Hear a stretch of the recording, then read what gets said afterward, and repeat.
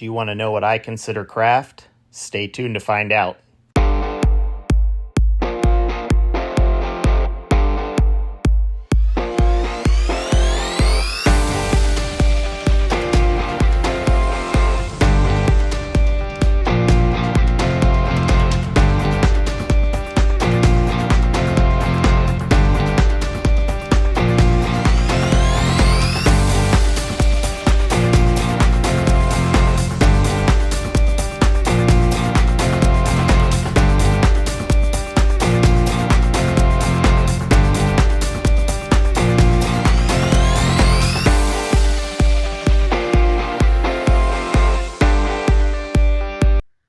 Hey there, everybody. Hope you're having a good day. Shane McNutt, Craft Bourbon Hunter here, and doing something a little bit different today. Instead of doing a review, I want to do a quick video and give you my take on what is a craft whiskey.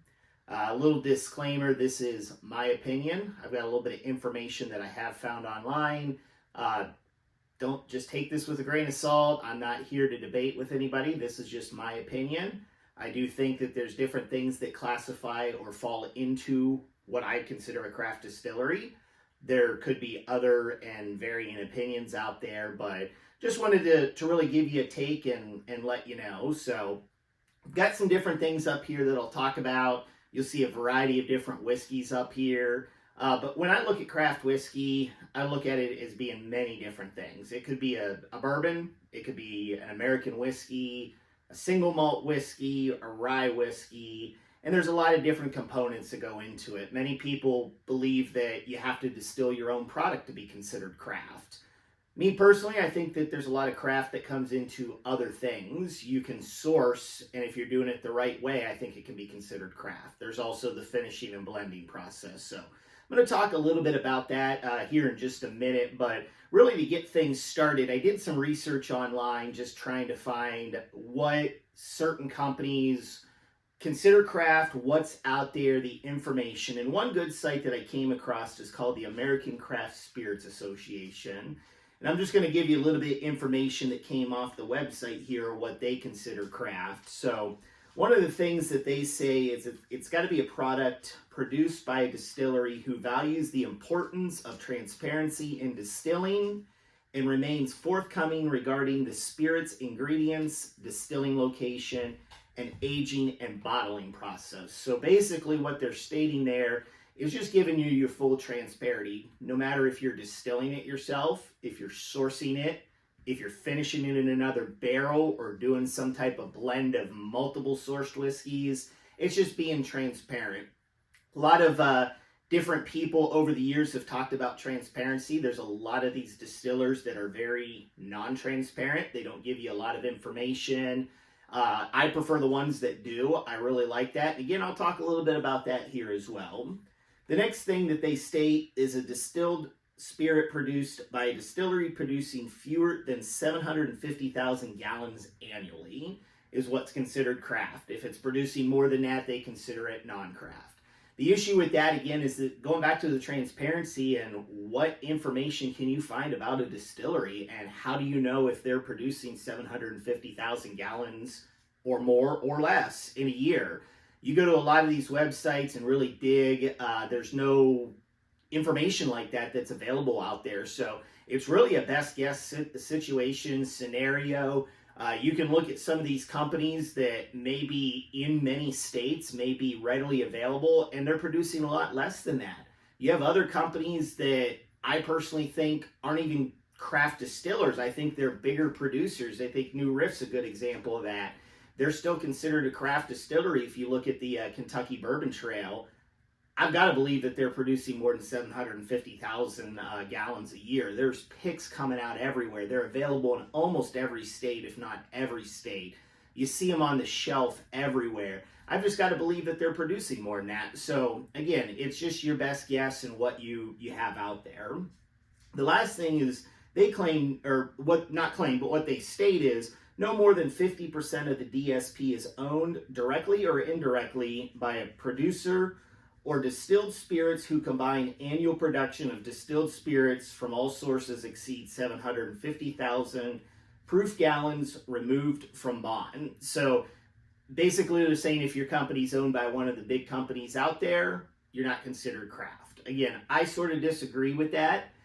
There's a lot of consolidation, whether it's in the whiskey industry or any other industry out there. And as long as the small guy, if you've got the local producer and they're still doing their own thing there, I would still consider it craft myself, even if they're owned by somebody that's not a small business owner or a small company. So something that I sort of disagree with a little bit, but again, it's a lot of information on this. I will tag and link this in there just to give you some more information, but that's just something I found online. So my take on a craft distillery, as I mentioned, is a distiller that is a smaller distiller, somebody that may be producing less than a lot of the big guys. They may not be on a national level. They may be on a smaller type of distribution. They're trying to expand in that, but there's a lot of different things that could come into it as well. As I mentioned, I think a distiller doesn't have to distill their own product. I think that they can source, I think they can finish, and I think they can blend. So again, I've got some variety here, just wanted to share and talk about a few things here. So just starting with those distillers, I've got a couple options here. These are companies that produce and make their own types of whiskey. So I'm from Ohio, you know, I'm a big Watershed fan. Watershed's the first one. They're out of Columbus, Ohio. Very transparent in what they do. Admittedly, they do still have some sourced barrels in their warehouse. When COVID hit and the state of Ohio contracted them to make hand sanitizer, they basically needed to source whiskey. So they do have MGP barrels on site. Now, with their bottle and bond, their experimental releases, their single barrel releases, excuse me, this is 100% their distillate. Where that MGP sourcing comes in is onto their standard 4-year apple brandy finish bourbon. They are still using some of the MGP, but they are working through those barrels to get back to 100% of their distillate. But with them, they're sourcing grains here locally. They're producing their own. They've got 2 different stills. Again, this is just showing a craft distiller that's producing their own product. Going down to Texas, another one, Iron Root. This is their Harbinger. It's a single barrel pick here. Again, this is a company that is sourcing most of their grains right out of Texas. Very unique. They're really focused on the corn. When you look at an Iron Root, they're not only using your standard yellow corn, they do a lot with red corn, bloody butcher corn, blue corn, purple corn. A lot of different things that they're bringing to the table. But again, an example of somebody that's bringing in their own grains, doing their own distillate. Somebody that's not a bourbon, somebody that's doing something a little different, and that's JT Mellick. I know that they're really starting to jump up out there, getting a lot of props, but this is 100% rice whiskey, and 100% of that rice is grown right on site. So this is somebody that is producing their own grain, they're doing their own distillate, they are doing everything themselves right on site. Another example of that is Frey Ranch. I did not grab a bottle to set up here, I should have, but Frey Ranch is 5th generation farmers. They have over 1,500 square acres, or 1,500 acres, I should say, of farmland. They are producing 100% of their grains right on site. So they have a lot of control over everything. They're doing their corn, their rye, their wheat, even their malted barley, and doing their own malting on site. So again, this is somebody that is a craft distiller that has really got everything under their control. And again, with these companies, they're very transparent. They really showcase what they have out there. The next thing is looking at sourcing, and somebody like a Prideful Goat and what Randy's doing with this. He's going to admit to you every single time, they're not producing their own distillate. They're sourcing this, but what they're doing is they're tasting the barrels. They're not just going into an MGP or a Bardstown or somebody and just taking, hey, I want 100 different barrels, send it to me, and I'm going to blend it together. They want their profile. They want to be able to taste it. They want to get it. River Roots is another example of that. This is out of Cleveland, Ohio. This is Tom and Ryan. They've got Michael Simon, the Iron Chef, involved in this. When you go to their distillery, again, they're going to tell you we're not going to produce. We're never going to produce. We want to source, but they're again looking for those unique barrels. They'll bring in 10, 12, 15 barrels at a time, even only bringing in 3, 4, 5 barrels of some unique stuff. This is a 11-year rye whiskey, and I mean it's just unique and different. So again, when you got a company that's sourcing out there, that's a little bit different as well, but I still consider them craft if they're sort of taking the time to taste and go through it all. The last thing that I consider craft is those that are finishing and blending. I think there's a science to it. I think you have to have the right people involved. I got an example of this with the Doc Swinson's here. Doc Swinson's sources all of their whiskey. A lot of it's coming from MGP, but they're also grabbing barrels and doing a lot of different blends and finishes. So this one here is one of their new releases. It's the Golden Hour. It's a rye whiskey that was finished in a rum cask and then moved to a port cask. If you ever get out to Washington, to Ferndale, you get into their facility. Jesse's just doing some amazing things out there, really taking it to the next level. But again, when you go out there, it's not just let me buy a bunch of barrels and blend them together. They want to finish them. They want to do a bunch of experiments, and there's a lot that goes into it. So I consider that craft as well. So these are just some different things that I sort of classify as craft. And talking with some of these, I've talked about transparency in that, and looking at different blends. Another one that I wanted to talk about was the Lost Lantern. Again, another company that's sourcing and doing their own blends. This is their Far-Flung Bourbon. It's a combination of whiskey from 4 different distilleries, aged from 3 to 7 years. Again, full transparency. You've got product come out of Frey Ranch, Watershed, Boulder Spirits, and Still Austin. That's all blended together to give you a cask strength 136.8. Again, nothing added to it for the color or anything like that. But again, full transparency, something I like. Even if you look at a company like a Pursuit United, there's a lot of transparency there. If you look at one of their bottles, they'll talk about that they are blending from distilleries in New York, Kentucky, and Tennessee.